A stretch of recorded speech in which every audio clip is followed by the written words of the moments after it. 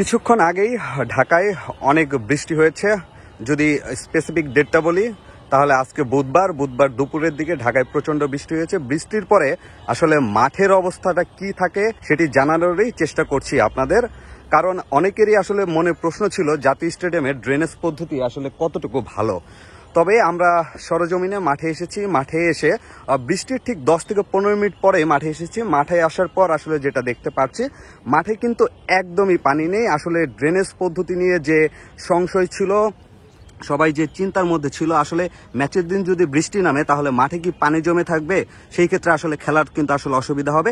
কিন্তু মাঠে এসে যেটা দেখতে পারলাম, আসলে কোনো রকম পানি জমেনি। একদমই যদি বলি, ড্রেনেজ পদ্ধতি আসলে উন্নত মানের ড্রেনেজ পদ্ধতি করা হয়েছে। একদমই পানি নেই, একদমই মনে হচ্ছে না যে কোনো ধরনের বৃষ্টি হয়েছে কিছুক্ষণ আগে, তাও জোরে সোরে বৃষ্টি হয়েছে। সেই বৃষ্টির একদমই পানি নেই।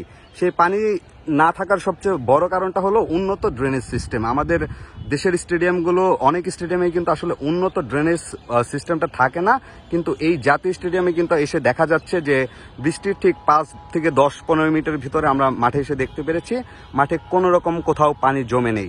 তার মানে অ্যাটলিস্ট এই দিকটা থেকে আমরা যারা ফুটবল সমর্থক রয়েছি তারা কিন্তু আসলে 10 জুন ম্যাচের সময় যদি বৃষ্টিও হয় মাঠে, তাহলে যে মাঠে পানি জমে থাকবে না, সেই জিনিসটা কিন্তু আসলে আমরা একটা ধারণা আজকে পেয়ে গেলাম।